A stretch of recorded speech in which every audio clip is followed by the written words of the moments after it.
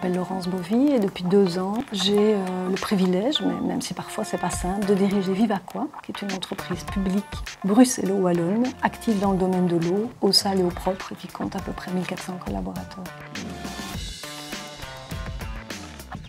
Alors nous, on a évidemment un privilège à Vivaqua et je n'arrête pas de le répéter à mes collaborateurs quand ils font parfois état de démotivation. Je suis arrivée il y a 2 ans, une partie du personnel était un peu démotivée, je crois qu'il faut pouvoir le dire. Et je leur dis souvent, mais on a nous un luxe qui est aussi un atout inouï, c'est que contrairement à des tas d'autres entreprises publiques ou privées, il m'arrive souvent d'avoir des contacts avec d'autres CEO de petites ou de grandes entreprises publiques ou privées qui, tout à un moment donné de leur histoire, s'interrogent sur c'est quoi le sens de ce qu'on fait et est-ce que notre business existera encore demain.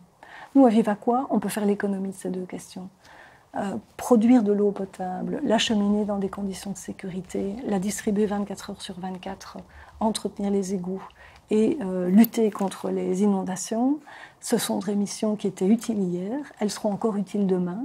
Et même si ces services sont parfois mal connus de la population, ce sont des services irremplaçable. Et donc, oui, s'il y a bien un endroit où il y a du sens, je pense que c'est dans une entreprise comme la nôtre, surtout à un moment où on se préoccupe quand même de plus en plus de la finitude des ressources. Et l'eau est la première des ressources. C'est autour de l'eau que sont constituées les civilisations. L'eau est indispensable à la vie humaine, tout simplement. Donc, on a là, en termes de sens, un atout qui est vraiment un joyau et qui nous a d'ailleurs permis d'attirer quelques nouveaux collaborateurs à haut profil qui venaient pourtant d'entreprises extrêmement estimables et intéressantes, mais parce que précisément, ils étaient arrivés à un moment de leur carrière où ils se disaient « moi, je veux trouver du sens et je veux mettre mon expérience, mes compétences, mais au service d'une entreprise qui a des missions nobles ».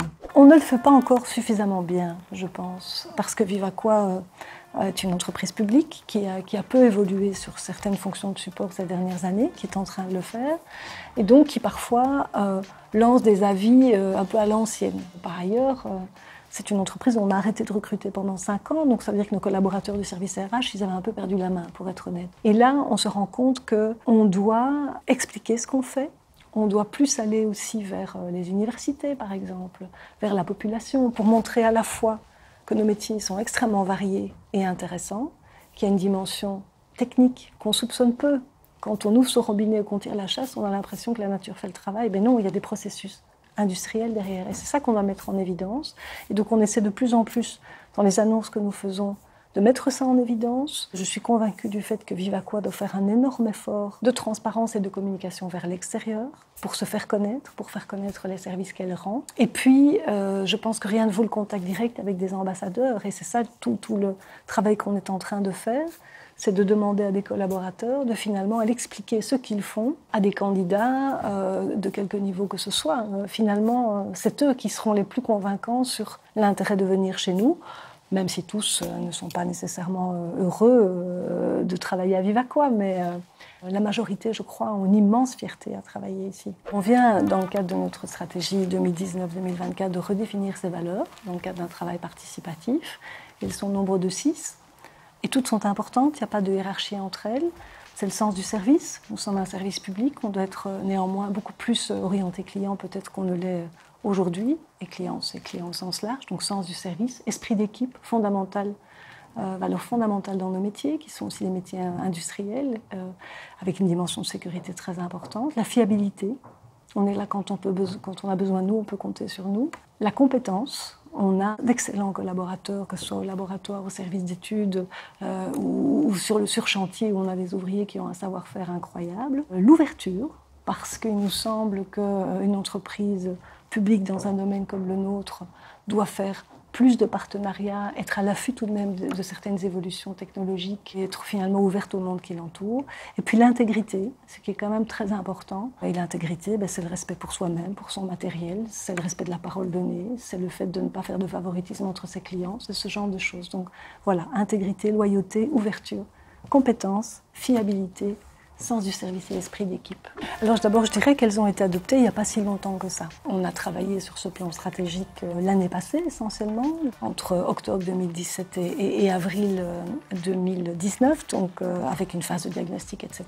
Les valeurs ont été adoptées au mois de juin 2018 et on a commencé d'abord à informer le personnel sur ces nouvelles valeurs que la société s'était choisie. Alors dans une entreprise dispersée géographiquement comme la nôtre, en Wallonie et à Bruxelles, et avec beaucoup de personnel d'ouvriers qui n'a pas accès à un ordinateur ou qui est simplement sur chantier, c'est évidemment une gageure de faire de la communication interne. Donc c'est vraiment très important. Et ce que nous avons voulu faire, au-delà de la communication, c'est que le personnel puisse s'approprier ces valeurs. Et c'est un travail qui vient de commencer et qui est loin d'être terminé. Et donc pour ce faire, on a fait 6 journées, une par valeur, en appelant les membres du personnel qui souhaitaient y participer, sans limitation de nombre, à réfléchir ensemble, chaque fois dans un lieu différent de Vivaquois, à la valeur qu'ils avaient choisie, avec l'aide de quelqu'un qui animait la journée. Et ça a donné des choses assez magnifiques. D'abord, je crois, sur le contenu, mais ça, je découvrirai ça dans les prochaines semaines, mais aussi en termes de décloisonnement et d'évolution de la culture d'entreprise, puisqu'on a à peu près 180 collaborateurs qui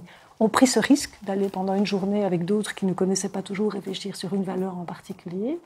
Et sur ces 180 collaborateurs, il y avait à peu près une moitié d'ouvriers et techniciens. Et ça, c'est quelque chose qui est très nouveau dans l'entreprise. C'est que ce personnel qui croit souvent qu'il est là pour faire des actes uniquement techniques, commandés par un gradé ou par quelqu'un d'autre, s'est dit, mais finalement, j'ai aussi mon mot à dire sur qu'est-ce que ça veut dire cette valeur pour moi.